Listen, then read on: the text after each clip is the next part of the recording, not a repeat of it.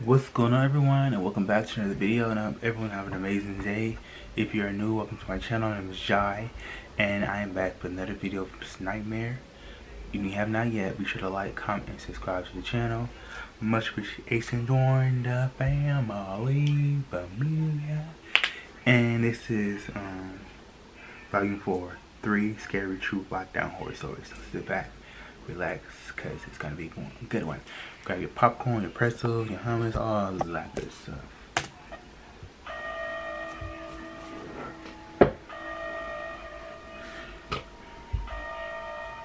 Anonymous. Must be serious. I work at a middle school as an 8th grade math teacher. Some of you may assume that means I'm like 38 or something, but I'm actually only 26. I was hired young. I'm not saying I'm immature or anything, just that if I was 10 or 20 years older, I may have handled things differently. Of course, this happened during the period that I was teaching a class. Don't tell me you The forgot math wing in our school is closest to the lobby.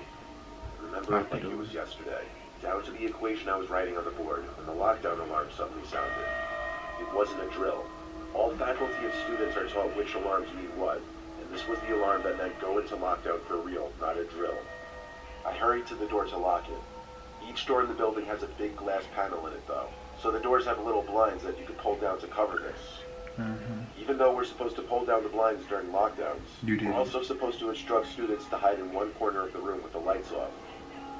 As I turned off the lights in the classroom, I told the students to go hide in the corner of the room where we would be least visible and audible from the door. I saw the lights in the hallways dim to just the backup lights, something I'd never seen before till that point. Yeah. I was slightly worried because I knew this had to be serious. And like I said, the math wing is right by the lobby. My classroom is one of the first classrooms you pass as you're going through one of the 2 hallways that veer from the lobby. I was curious, so using the classroom phone, I called the front office. They didn't pick up after 4 rings, so I hung up. Don't call, bro. I wasn't endangering anyone to my knowledge. You're on lockdown for a reason. The front office is behind 2 doors, and the phone wouldn't be heard from the lobby. But still, that not picking up was concerning. There was suddenly a knocking on the door, a frantic, panicked knocking, accompanied with someone on the other side of the door begging to be let in. It wasn't a student, the voice was way too deep. It sounded to me like a guy in his early 20s. Don't do it. I went to the door quietly, saw the person's shadow on the other side of the blind. He started saying he could see me through the blind and knew I could hear him. Don't He do kept it. saying let me in this scared-sounding kind of whimpery voice. I looked at my students. Some of them had scared, confused looks on their faces. I signaled for them to keep quiet. Don't do it. Then I asked through the door, who's there? What's your Don't. name? He said his name was Cody and that he was a student and needed to get into the classroom because he felt unsafe in the halls. When he told me this, I noticed he seemed to be trying to talk in a slightly higher pitch. I wasn't falling for it. Shit. There was no way that voice belonged to a middle schooler. I ignored him and went back to the corner by the students. The guy on the other side of the door started knocking harder now, fiddling with the doorknob and then kind of thrashing at the door, all while still saying, help, let me in.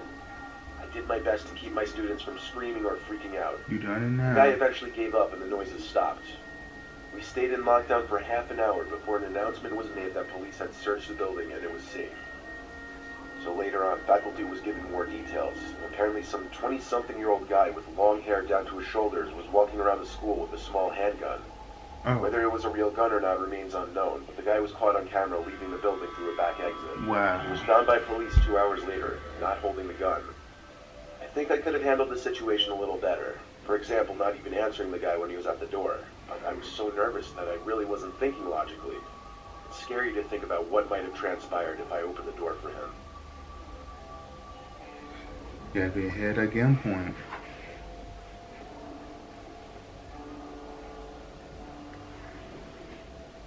This was back in my university days, not too long ago. I was in between classes with an hour-long gap. I had to go to the bathroom, but I didn't like using the bathrooms that most other people use. There were a couple restrooms on campus that were never really used. For example, the activity center building's bathroom. Our school's activity center was usually a ghost town during early day hours. And it was next to the building where I'd be having my next class, so it wasn't like it was far away. Inside the lobby of the activity center, some guy was sitting on a desk looking down at his phone. He looked up at me as I passed and said good morning. I set it back and proceeded around the curved hallway to the restrooms. While I was in one of the stalls, the door to the restroom opened and a man asked if anyone's in here. Being that that it was the women's restroom. I was a little weirded out by that. He followed you. The door to the restroom closed, but I heard footsteps come up to my stall and stop. There was a light tap on the stall door with one of his fingers, I presume. Then, in that ever so tiny crack in the door, I saw the man pressing his face up through it. I saw his eye looking in for a second. I gasped and said, "Someone's in here." He replied back asking why I didn't answer him, and told me this building and all nearby buildings are going into lockdown because of an apparent student who was sighted with a weapon. He didn't understand why he was in the women's bathroom with me, though. I left the stall to be face-to-face with him, and it was that guy that was sitting on the desk before. I was guessing he was the front desk worker or whatever for this building. He had to be trustworthy. He showed me a text on his phone from a random number, and it was a warning from the university to stay inside whatever building and classrooms you're in and to lock all the doors due to a potentially armed individual on campus. I found that alarming, so I felt comfortable with him going to blockade the bathroom door with a garbage bin. After he did that, though, the two of us just stood in the bathroom together awkwardly, like I was trying to ask him for more details about the potentially armed person on campus. He said he had no other information on it, though. Something about the way he was looking at me relentlessly, like no social cues or when to stop staring at me. I felt uneasy. I pulled out my phone to create a buffer, and as I was on my phone, I thought to just look for a similar text from the school that he showed me, but I didn't get any text from the university. I went to the school's website, which would often have news and alerts. It didn't have anything about it, though. I asked this man's name, and he said his name was Eli, and he worked in the building. Now that I thought about it, though, his outfit consisted of light blue bootcut jeans with brown boots and a gray hoodie. He looked, if anything, like a maintenance worker. Instead of trying to continue the conversation with him, I was on my phone texting friends, any friends who I knew were on campus at the moment, asking if they heard anything about this armed person. I had 2 friends text back saying no, class was in session like normal. I looked up at the man, who was now even closer to me. Time stopped moving in that instant. He looked at the door, and whispered to me that he thought he heard something, that we should make a move to one of the stalls and hide. I froze, both physically and mentally. He started to walk up to me with his arms slightly extended out to nudge me into one of the stalls with him. No. At this point, the only thing I could do was scream, as loud as I could. It caught him off guard, and I think he went into full-on panic mode, because he looked around the room and then hurried to move the trash bin away from the door and storm out of the bathroom. I proceeded to leave the bathroom a few seconds after him, running to the nearest exit. From there, I called my mom to cry to her about it. She actually called campus police for me and then drove to the school to meet me, and that's when I told campus police about the man, with my mom there to support me. A day later, I received a call from campus police, and they said they reviewed the footage caught in the building and could confirm that man did not work at the school, and that they would do their best to find out who he was. I never received any future updates. Well, that wasn't like a school shooting, a lockdown. It was more like a disturbing encounter at school. It was ninth period, the end of the school day, senior year of high school. Ninth period was one of my off periods, so my school days would be a little shorter. A couple of my friends also had their schedules set up that way, Ryan and Scott. Our third friend Tyler had off ninth period every other day. This was one of the days he didn't have off, but since it was Friday and a nice day out, we were all texting each other making plans to hit the beach. Tyler was talking about sneaking out of gym early to come with us, so we were waiting in the hallway by the gym. This hall was in the far corner of the school. The only people passing were students going to gym class. Tyler texted us that he was just going to wait till the gym teacher took attendance, then sneak back to the locker room and meet us in the hall. We waited there for a decent minute. It was taking a while for some reason. There's a set of exit doors at the end of the gym hall we were standing in. It wasn't supposed to be used as an entrance, yet here came some guy through the doors. Even though it was a really nice day out, this guy came through the 2 doors in the hall wearing black sweatpants and a black zipper-up hoodie with the hood over his head. He was also wearing a black backpack. Red flag. We went silent as he walked past us, making a point of looking at all 3 of us with this dagger of a stare. Ryan stepped up and said, "What, dude? Fuck off." And the guy stopped in his tracks and turned to face Ryan and asked him if he's got a problem. Scott and I stepped in and just said forget it over and over until the guy turned and kept walking. We all agreed that guy seemed extremely sketchy. He looked like he could have been a student, but none of us recognized him. He had a little facial hair, but it was kind of patchy though. A few minutes later, we texted him asking him to hurry up, and he texted back he couldn't sneak out just yet since we're in lockdown. This was a shock to us because we weren't aware of this. He said the gym teachers announced it and everyone was hiding in the locker rooms. We also just realized the doors separating the gym hallway from the actual locker room hallway were closed and locked.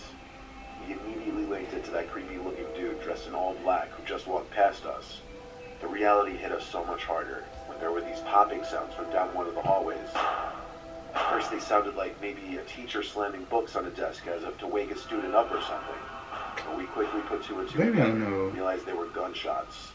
The sounds of students screaming quickly followed. Next thing we knew, we saw that guy in the black appear down the hall, and he was running full speed towards us. The three of us ran out the two doors that the guy entered from, and all the way to the woods next to the school.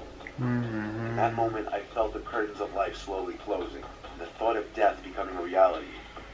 I looked back twice as we ran. Saw that guy was chasing us, but he was kind of far away. He screamed stuff at us, most of it inaudible, but I did make out him saying, "I'm gonna kill you, faggots." Ooh. We made it to the woods by half of the fence that surrounds the perimeter of the school. When we had a nice shield of trees covering us from view, we stopped to catch our breath. We decided to wait it out, laying flat on the ground to avoid detection. We then heard footsteps nearby. It got louder and louder, until I could see him running through the woods looking for us. He ran further away from us, not noticing us. And when he was out of sight, we all agreed to run for it back to the senior parking lot. Between the running and the shock of the near-death experience we just had, I don't know how I didn't vomit. We got to my car, and I drove all three of us to my house. Obviously, the beach idea was out the window now. It later blew up on social media in our high school class group chat that one of the new teachers was shot by the guy and was sent to the hospital in an ambulance. Oh. He survived, but everyone thought he was going to die considering he got shot twice. No one knows who that guy was or why he targeted that one specific teacher. I'm sure he went after us because Ryan antagonized him. He probably waited to come back for us, or Ryan specifically, because he didn't want to alert the whole school with a gunshot. Who knows though? Initial plans to get That that wouldn't have really teacher. mattered anyway because the school was already tipped off by a nearby house about him because he was seen pissing on their property before going to the school. Not to mention the way he was dressed on an 80-degree day. I consider this a near-death experience, and I count my lucky stars I survived. The black sweatpants, black hoodie. That's a red flag right there, but I think schools open back up 50-50 online and other percent back in school. Yeah, I never experienced a lockdown drill for that matter, but it's it's kind of a scary situation because if you're in the bathroom, all of a sudden everyone's on lockdown. Like, what are you supposed to do? What are you supposed to do? What do you do? You know? So tell me what you think about this video. Be sure to like, comment, and subscribe. Have the most awesome, amazing day, guys. Until next time, you guys.